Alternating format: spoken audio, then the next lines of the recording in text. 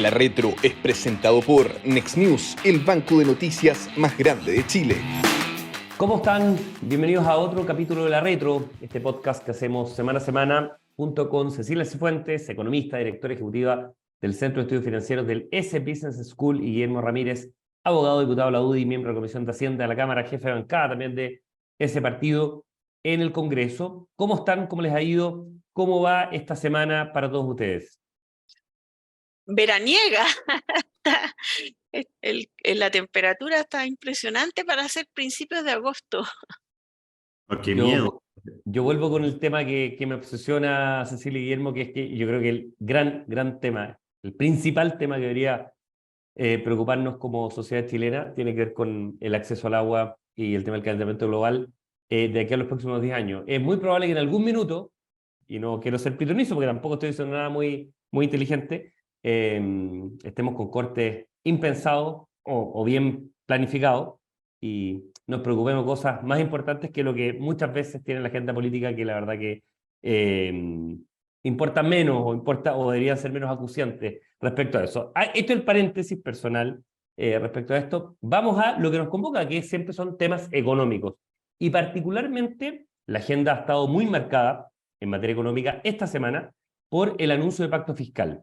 Ya veremos toda la performance en materia comunicacional. No sé si lo alcanzaremos a ver en un CITE solo, es bien interesante. Uno como periodista es muy interesante. Pero vamos un poco a los grandes anuncios. Y lo que les quiero pedir, y lo hablábamos un poco antes de partir acá, tanto Cecilia y Guillermo, es un primer approach, un pequeño aperitivo, y parto por Cecilia, de lo que fue. En 1 o 2 minutos, ¿qué te pareció? ¿Qué sabor en boca te dejó este anuncio de pacto fiscal? Y después vamos con Guillermo para ir empezando a calentar la conversación, Cecilia. A ver, tratando de mirar el vaso medio lleno, yo creo que hay un avance y lo voy a plantear por dos temas, porque hay dos temas que a mí me parece, y que lo hemos discutido mucho, que son muy relevantes de enfrentar en Chile, dos problemas en realidad, que es la falta de crecimiento. Bueno, tres en realidad: la falta de crecimiento, la informalidad y la permisología. Y al menos en términos de los grandes temas, el gobierno se hace cargo de estas tres cosas. Y eso creo que es un avance, porque no estaba esto en la agenda del gobierno desde el principio. La realidad se ha ido imponiendo y ahora sí los tiene bien presentes, y eso lo quiero destacar como positivo. Ahora, cuesta un poco evaluar el pacto fiscal porque, como hablábamos un poquito antes de empezar la grabación, esto más que medidas concretas son como objetivos en el fondo, y objetivos en los que seguramente cuando a uno se lo plantean como titular va a estar de acuerdo. O sea, reducir la evasión y la elusión, fomentar el desarrollo digital, fomentar. Entonces, creo que, y bueno, puede ser que todavía falte conocer las medidas concretas. No quiero partir criticando desde ese punto de vista, pero cuesta decir ya, esto va a generar tales impactos, porque estamos en un nivel bien de titulares todavía. Y los anuncios en materia tributaria, ahí tengo que decir que esa parte hago una evaluación más bien negativa. Positivo que haya eliminado estos dos impuestos tan distorsionadores, que eran el impuesto al patrimonio y el impuesto a las utilidades retenidas, pero sigue con algunas ideas, y lo podemos conversar un poco después, que a mí me parecen negativas en esta materia. No, conversemos después de impuesta a renta, particularmente el aumento de tramos en algunas cosas, pero ya hay un primer approach. Guillermo, en materia de, quizás con una sensibilidad un poco más política, en 1 o 2 minutos para después ir tratando de disectar los grandes titulares, como bien decía Cecilia, que planteó tanto el presidente Boric como el ministro Marcel. Bueno, uno puede hacer un análisis aquí, el clásico análisis de lo bueno, lo malo y lo feo. Creo que lo bueno, obviamente, es el anuncio de que la permisología va a ser una prioridad. Se pretende reducir la burocracia a 1/3, y esto beneficia no solamente a las grandes empresas mineras, que es lo que uno se imagina, ¿cierto? También a la construcción con las recepciones, al pequeño empresario que puede tener una panadería con algún permiso municipal, con lo cual creo que esa es una gran noticia. También pongo dentro de lo bueno que por primera vez el presidente está hablando de inversión y está hablando de crecimiento. Y ese cambio en el lenguaje, por supuesto, que va a ayudar. También pongo dentro de lo bueno que el presidente diga que vamos a gastar mejor. Eso era urgente. Le lloraba ese anuncio en la mitad del escándalo de corrupción por el caso Convenio. de que el Estado va a ser más riguroso en la forma en cómo se gasta la plata. Todo eso yo lo pongo dentro de lo bueno. Lo malo, creo que esto de insistir en recaudar 2,7 puntos del PIB en circunstancias que necesitamos bajar impuestos es algo que va a ser un nudo muy difícil de resolver en el Congreso. Porque yo no veo, disculpen, yo no veo al gobierno dispuesto a ceder en esta materia y nosotros no vamos a subir impuestos. Quizás esto se termine resolviendo en un gallito con los votos nomás en el Congreso, donde en la Cámara de Diputados ellos tienen mayoría y en el Senado estamos empatados, pero ahí vamos a tener un problema. También pongo dentro de lo malo la poca carne del anuncio. Esto es como el anuncio de que va a haber un anuncio. Entonces está bien difícil juzgar si lo que están presentando ya en concreto en el detalle es bueno o malo. Y lo feo, yo diría dos cosas. Lo primero es que le llama pacto a algo que no es un pacto es un acuerdo entre al menos dos partes. Aquí no hay ni un tipo de acuerdo, ni con la oposición, ni con los empresarios, ni con las pymes, ni con nadie, con lo cual es engañoso, eso tiende a confundir a la gente. Segundo, el gobierno dice que necesita que nosotros nos sentemos a conversar y lleguemos a un acuerdo, pero al mismo tiempo nos insulta en el anuncio, al decir que nosotros nos hemos negado a conversar en circunstancias que esto ha sido al revés. Después podemos detallar por qué ha sido al revés. Y lo tercero, el anuncio de que se van a presentar algunos proyectos de índole tributaria en la Cámara de Diputados antes de que se cumpla el año que establece la ley para poder presentar esos proyectos, porque la ley establece la Constitución que si se rechaza un proyecto, no se puede volver a presentar un proyecto con similares ideas dentro de un plazo de un año. Y esa es una norma que... Vamos con eso, Guillermo, entonces al tiro, porque tiene que ver con antielusión, evasión. Ese es como el camino que ustedes están alertando respecto de que no se podría, salvo que se haga por cámara distinta, ¿no es cierto?, que es el Senado, entrar a eso. ¿Qué fundamentación hay? ¿Lo ven como...? Porque es un aspecto del proyecto, un aspecto importante, porque ciertamente el tema de evasión y antielusión representa 1,5 puntos del PIB, digamos, de los 2,7. Entonces, es bien importante, es estructural. Si esto sigue, ¿ustedes cuáles van a ser las medidas que van a tomar en materia de preservar la institucionalidad, la Constitución y todo el tema? Mira, yo justamente lo ponía en lo feo porque lo que dice la ley es que no se puede presentar un proyecto hasta dentro de un año que tenga las mismas ideas matrices, ¿ya? Dentro de las ideas matrices de la reforma tributaria que se rechazó estaba el tema antielusión y antievasión. Y el gobierno presentaría, lo pongo todo en condicional, un proyecto de elusión y evasión antes de marzo, es decir, antes de que se cumpla el año. Vulnerando entonces esa norma constitucional que hasta ahora nadie nunca ha vulnerado.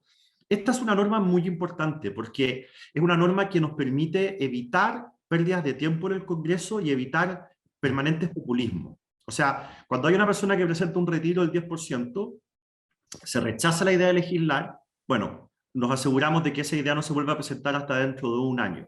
El retiro o el autopréstamo del 100% de los fondos, y hay un sinnúmero de proyectos tremenda, enfermamente populistas en el Congreso, que lo que buscan esos parlamentarios son 2 minutos en la tele, y los presentan todos los años, de hecho.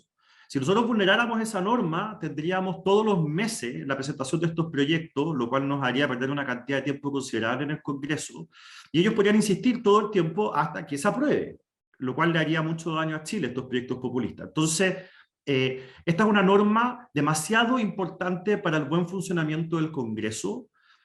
Hasta ahora nadie se atrevió a vulnerarla. ¿Y qué les ha dicho el gobierno a nivel de SECPRES? ¿Qué señales han tenido? Bueno, confusa. Porque, a ver, el gobierno lo que afirma es que, o parte del gobierno, porque he podido conversar solo informalmente, que no se estaría vulnerando la norma porque no son las mismas ideas matrices, sino que son menos, por decirlo de alguna manera. Lo cual es un absurdo completo, porque si a mí me rechazan un proyecto de ley que tiene 5 ideas matrices, y luego entonces presento 5 proyectos con una idea matriz cada uno para vulnerar la ley, ese obviamente que es una forma de bypassarla, eso es un fraude a la ley, como decimos los abogados. Por lo tanto, no resiste análisis el absurdo de que tú, cercenando un mismo proyecto, sí lo puedes presentar de nuevo. Entonces, ahí vamos a tener una discusión. Ahora, yo confío en el ministro Elizalde, que es un hombre serio, y confío en el presidente Boric y en el ministro Marcel, de que no nos van a poner en la situación de tener que ir al Tribunal Constitucional. O sea, esa mocha es innecesaria porque al final nosotros lo que estamos preocupados de resguardar la institucionalidad, Pero por supuesto que el gobierno no va a decir eso. El gobierno va a decir que la derecha se opone a que los que eluden dejen de eludir. Entonces, esa trampita hay que evitarla porque este es el tipo de violaciones a la ley o saltos de la institucionalidad que uno sabe dónde parten, pero uno no sabe dónde termina. Y No tenemos terminan y ejemplos son de muy eso, como por complicados. ejemplo las acusaciones constitucionales, o tenemos, por ejemplo, el tema de que la Cámara ya se hizo costumbre de declarar admisible lo que es inadmisible, o en el Senado ya no se respetan las urgencias que pone el Ejecutivo. Entonces, estamos demoliendo la institucionalidad y eso es lo que nosotros queremos evitar.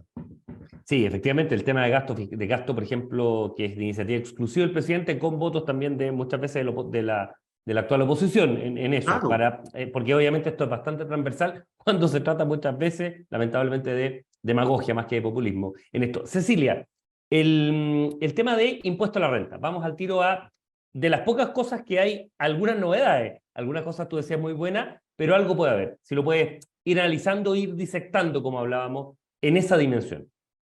Bueno, la verdad que se anunció bien poco y aquí yo quiero cuestionar un poco el principio. Bueno, dije que me parecía positivo que se hayan eliminado estos dos impuestos tan distorsionadores del impuesto al patrimonio y el impuesto a las utilidades retenidas, porque al final eso es gravar el capital, es gravar la inversión, es gravar el ahorro y por lo tanto castigar el empleo.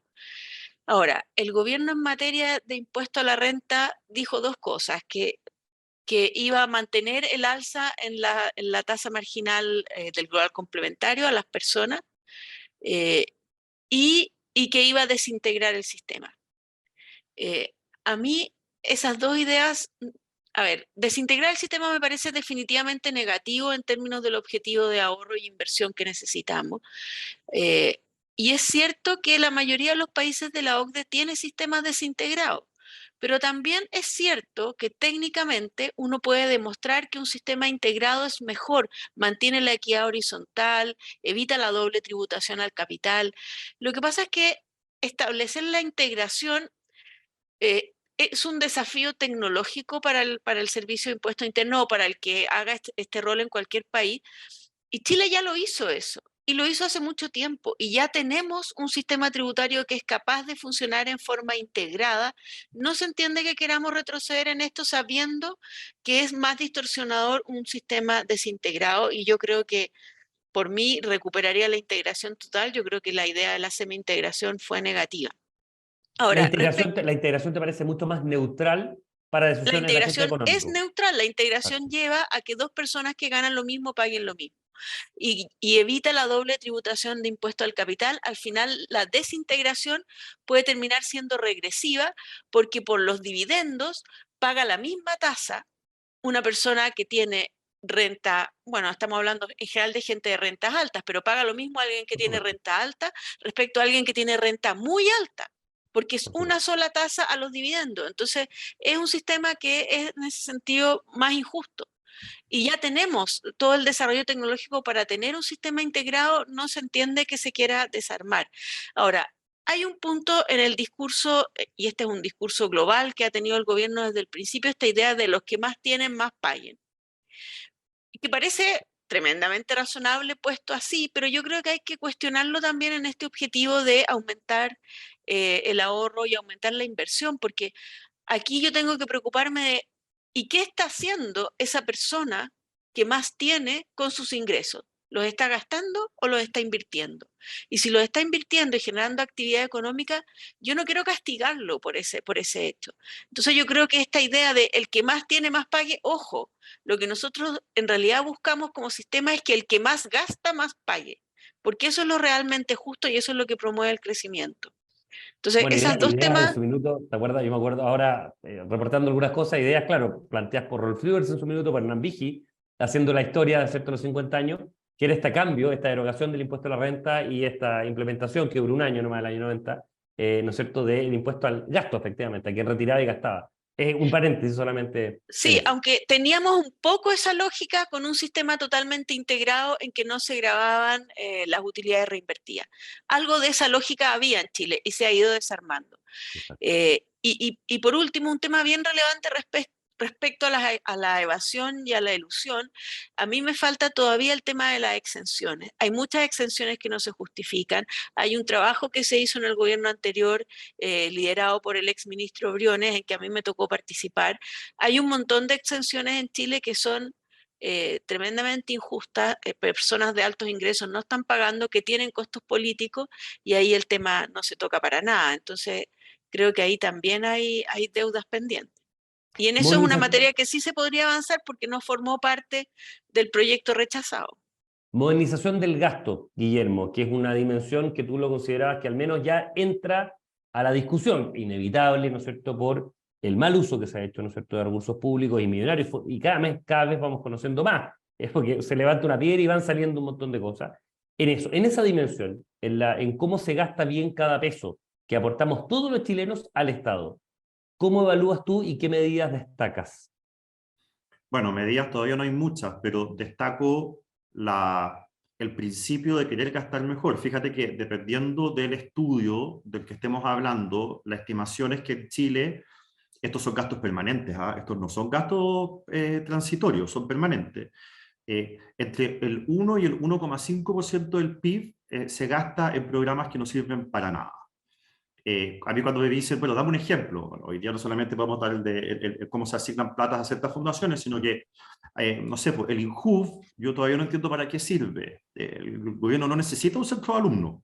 Entonces, porque al final la pega que hacen es como las que hacen los centros de alumnos. Entonces, si uno va tomando todo lo que son malos programas, mal evaluados, gastamos entre el 1 y el 1,5% del PIB. Para que los que nos están viendo se hagan una idea, subir la PGU a 250.000 pesos vale 0,6 puntos del PIB. Es decir, nos estamos gastando más del doble en malos programas de lo que necesitamos para subir la PGU a 250.000 pesos. Entonces, al final, igual que cualquier familia, uno pone la plata donde están las prioridades. Yo el otro día estaba conversando con una persona que me decía que su hijo iba a entrar al colegio y tenía un entrenador para su perro. Entonces me decía, no me alcanza para pagar las dos cosas, así que voy a dejar el entrenador del perro y voy a pagar el colegio de mi hijo, cosa que suena muy razonable, cualquier familia haría en ese caso. Donde uno pone la plata están las prioridades, y es muy difícil, por lo tanto, entender de que un gobierno cualquiera se niegue a eliminar los programas mal evaluados para gastarse esa plata, por ejemplo, en la PGU. Al final, la plata mal gastada habla mal de cómo los gobiernos priorizan finalmente el gasto o definen sus prioridades. Y por eso creo que esto es valioso, porque nos va a permitir tener una discusión acerca de las prioridades del Estado, de las prioridades permanentes, más allá de las prioridades del gobierno. Y eso siempre, esa discusión siempre es buena tenerla. Y creo que el ministro Briones en eso fue muy importante cuando él hablaba de hacer presupuestos con base cero. Es decir, volvamos a discutir las prioridades. Así que ojalá que se abra esa discusión en serio y que no haya sido simplemente un anuncio para salir jugando, digamos, que sea algo que de verdad se quiera discutir. Sí, hay algo en ese punto que a mí me preocupa, porque ¿cuál fue el anuncio del gobierno? Yo también comparto, este fue un tema muy positivo, sobre todo frente al escándalo que tenemos con las fundaciones falsas. Pero el anuncio concreto fue, vamos a pedirle a la OCDE que nos haga un estudio. Entonces a mí eso me preocupa un poco, porque estudios ya hay, y hay muchos. De partida están unos informes muy buenos de la Comisión Nacional de Evaluación y Productividad que sugiere medidas concretas administrativas que se pueden implementar solo por voluntad política del gobierno para gastar mejor. ¿Por qué no partimos por ahí? Hay estudios también de centros de estudio, de consorcios de centros de estudio, qué es lo que hay que hacer en materia de recursos humanos en el Estado. Entonces tenemos un montón de estudios muy bien hechos, concordados, debajo de los cajones, y ahora vamos a pedir otro estudio. Está bien, no daña en el fondo, pero ¿por qué no empezamos a usar lo que ya tenemos? A mí eso me genera una preocupación respecto a la real voluntad de hacer este proceso. La evaluación es que hace la DIPRES, por ejemplo. Así es. Ahora, una persona que nos ve se podría preguntar, bueno, ¿y por qué no lo hacen? Y la razón es porque eliminar programas puede traer problemas con los funcionarios públicos que trabajan en esos programas, y esa es la verdad. Ahora, uno no tiene para qué ser maximalista en esto, uno no tiene para qué decir, mire, liberemos 1,5 puntos del PIB de programas mal evaluados. Liberemos durante este gobierno 0,3 y el siguiente gobierno liberemos otros 0,3. O sea, al final lo importante es ir avanzando en esta materia sobre la cual no se ha avanzado nada en 20 años.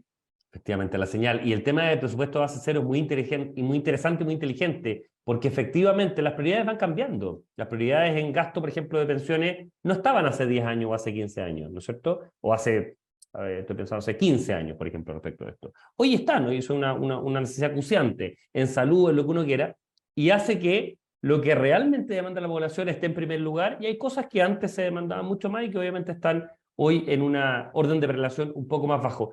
Es ineludible, Guillermo y Cecilia, tocar el tono político respecto a esto, porque esto, efectivamente, la presentación del pacto se hace en un contexto político donde el presidente, más allá de la performance comunicacional que entrega, bueno, lo hace en un cierto tono, hay un emplazamiento a la oposición bastante fuerte, bastante poco de tono conciliador de búsqueda de pacto, ¿no es cierto? Es una interpelación directamente. ¿Cómo ese tono, parto por Guillermo, cómo ese tono lo están recibiendo ustedes y de qué manera contribuye o afecta a la posibilidad de acercar posiciones y buscar un acuerdo, que es lo que al menos el gobierno y me imagino la oposición también intenta, ¿no es cierto?, por el bien de Chile. Mira, si yo en vez de ver el discurso que lo vi, hubiese visto una minuta con el punteo de lo que propone el presidente, la minuta yo habría dicho, excelente, esto es un acercamiento, por lo que dijimos al principio de las cosas que él está hablando y proponiendo que nunca había hecho antes. Entonces, respecto del fondo del discurso, hay que reconocer que esto va a habilitar una mejor conversación en el Congreso. Pero el tono agresivo y las palabras ofensivas hacia la derecha, cuando él dice que no ha sido posible avanzar porque ustedes saben quiénes se han opuesto a conversar. Yo le quiero recordar al presidente que el proyecto de reforma tributaria se discutió 8 meses en la Cámara de Diputados, y aquí hablo en primera persona porque yo estoy en la Comisión de Hacienda, donde se discutió 8 meses. Teníamos sesiones 3 o 4 veces a la semana, sesiones largas. Invertimos muchísimas horas en esto. Y nosotros, cuando teníamos alguna propuesta, nunca se discutió. Como ellos tenían 8 diputados en la comisión y nosotros solo 5, nosotros hacíamos una propuesta y en vez de discutirla se ponían en votación y se rechazaban sin más. Cuando nosotros teníamos una observación respecto a algún aspecto del proyecto del gobierno, en vez de discutirlo, se ponía en votación y se aprobaba, sin más. Ante esta situación, nosotros le pedimos al gobierno que generara una instancia donde de verdad pudiésemos conversar de una manera más técnica, porque a veces los parlamentarios no tienen todos los conocimientos técnicos. Se armó una mesa técnica, cada parlamentario envió a sus expertos, en el caso nuestro mandamos a 2 expertas, mujeres, y llegaron con minutas, llegaron con propuestas por escrito, ni una sola se recogió.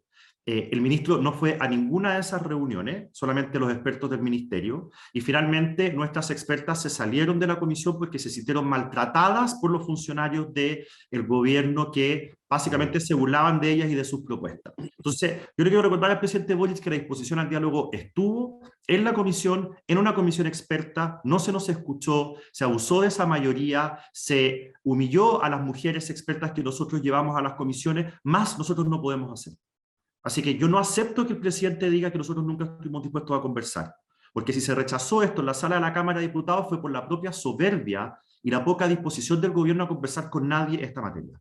Y este tono, Cecilia, un poco me vinculo a lo que dice Guillermo, este tono que a veces ha entregado el presidente Boric, muy abrazador en algunas dimensiones, ¿no es cierto?, pero también muy crítico, con señales políticas tremendamente erradas o tremendamente polémicas, uno quiere decir, desde el homenaje a Jackson Chol hasta, ¿no es cierto?, el tono en que ha hablado la oposición en el extranjero y también ayer en este encuentro de consorcio de universidades estatales. ¿Cómo lo ves tú como el sustento a partir del cual se tiene que construir un acuerdo, se tiene que empezar a mover posiciones para llegar a un acuerdo en materia técnica?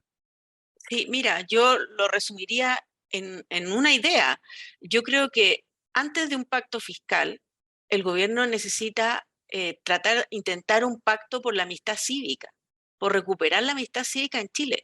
Con este nivel de guerrilla, de odiosidad, de declaraciones cruzadas, de provocar a la oposición con, no sé, temas como el homenaje a Chonchol. Sabemos que la reforma agraria es un tema tremendamente divisorio en el país.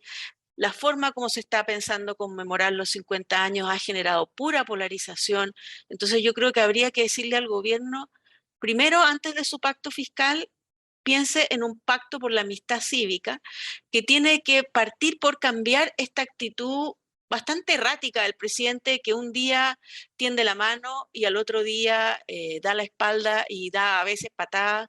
Entonces, de esa forma no se puede hacer un proceso de reforma, no se puede construir acuerdos. He estado leyendo harto últimamente sobre la reforma tributaria del año 90 y claro, hay que rescatar que en ese minuto la concertación tendió todos los puentes posibles para lograr acuerdos con la oposición, se mantuvieron las formas y se lograron resultados. Aquí estamos en un camino en que absolutamente opuesto a eso. ¿Y por qué está esto? Porque el presidente Boric día por medio se da cuenta que tiene que darle el gustito a su barra brava y por lo tanto se destempla, hace declaraciones que no corresponden. Entonces creo que eso es lo primero que habría que cambiar para que podamos discutir reformas más concretas. Efectivamente. Guillermo, quizás para cerrar, un último comentario a propósito de lo que plantea Cecilia. Yo estoy completamente de acuerdo. Una vez pierde la noción del tiempo, pero quedan 5 semanas para el 11.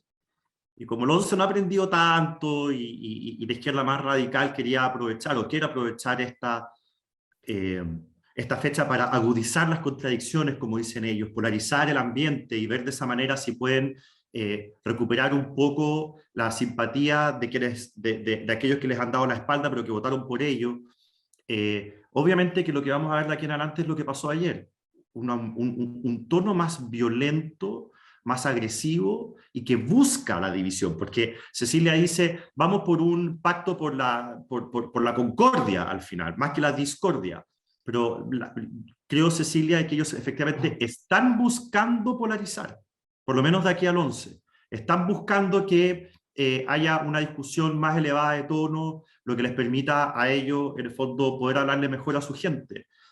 Así que mi apuesta es que las próximas 5 semanas, en términos del tono, van a ser muy difíciles. Yo creo que vamos a ver un gobierno en esta materia tratando, lo pongo entre comillas, de aprovechar el 11, y para eso ellos lo que necesitan es más división, agudizar las contradicciones, más mirada al pasado y mucho menos concordia, mucho menos unidad y mucho menos mirada al futuro. Bueno, por eso es tan valioso quizás el llamado que hace el presidente Frei, ¿no es cierto?, respecto de que no miremos a los 50 años atrás, sino que miremos a los...